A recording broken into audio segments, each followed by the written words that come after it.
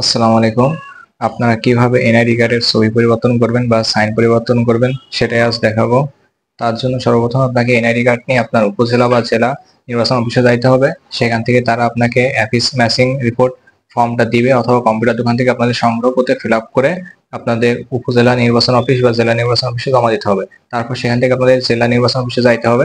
সেখান থেকে আপনাদের এনআইডি কার্ড ভেরিফিকেশন করে ফর্ম কাগজটা আনতে বলবে। তার আগে আপনাদের অফিস ম্যাচিং ফর্মে দুই কপি ছবি এবং সাইন দিতে হবে। তার পরবর্তীতে আপনাদের নির্বাচন অফিস থেকে বলবে ছবি পরিবর্তনের জন্য প্রত্যয়নপত্র নিতে এবং অনলাইনে পেমেন্ট করতে। আপনারা ইউনিয়ন পরিষদ থেকে প্রত্যয়নপত্র নেবেন এবং অনলাইনে বিকাশে পেমেন্ট করতে হবে। কিভাবে পেমেন্ট করবেন সেটা আপনাদের এখন দেখাচ্ছি। সর্বপ্রথম বিকাশে লগ ইন করার পর আপনারা পে বিল অপশনটাতে ক্লিক দিতে হবে। পে বিল অপশনে ক্লিক দেওয়ার পর আপনারা নিচে যাবেন। নিচে যে আপনারা এনআইডি সার্ভিস এই অপশনটা খুঁজবেন।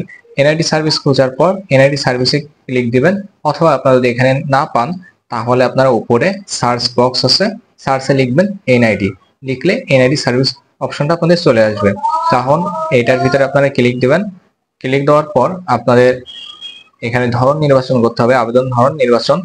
যেহেতু আপনারা ছবি পরিবর্তন করবেন বা সিগনেচার পরিবর্তন করবেন, এর জন্য আপনাদের এনআইডি ইনফো কালেকশন এটা নির্বাচন করতে হবে।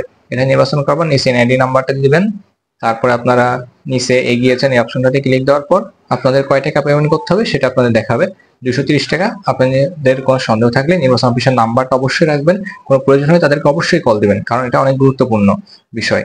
এবং এখানে আমার দেখাচ্ছে 230 টাকা, 230 টাকা পেমেন্ট করতে হবে। আপনারা যদি সিগনেচার পরিবর্তন করতে চান তাহলে আপনাদের অবশ্যই সকল কাগজপত্রের সাথে আপনার পাসপোর্টের ফটোকপি, যেখানে আপনার সাইন আছে, অথবা আপনি যদি স্কুল বা কলেজ বা ভার্সিটিতে পড়েন তার একটা আইডি কার্ডের আপনার সিগনেচার যেটা আছে সেই প্রুফটা আপনাকে দিতে হবে, অথবা registration card, HSC registration card, সেগুলো আপনারা দিতে পারেন। তারা আপনাদের সিগনেচারও পরিবর্তন করে দিবে, তারা সমস্যা নাই।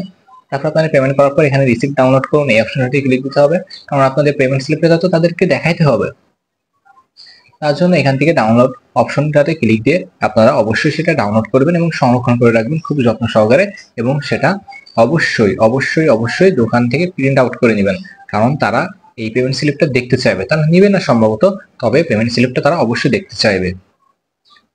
এর পরবর্তীতে যেভাবে ডাউনলোড করবেন, এখানে আপনার গুগল ক্রোমে গেলে আপনার উপরে থ্রি ডট অপশনে গেলে আপনার ওখানে ডাউনলোডস অপশন আসবে, ডাউনলোড করতে পারবেন। তারপর সেটা আপনি হোয়াটসঅ্যাপে একজনকে পাঠিয়ে বা আপনার নিজের প্রোফাইলে হোয়াটসঅ্যাপে পাঠিয়ে সেটা আবার ওই ছবিটা আপনি হোয়াটসঅ্যাপের ভিতরে ঢুকে সেখানে আপনি ছবিটা সেভ করলে গ্যালারিতে সেভ হয়ে যাবে।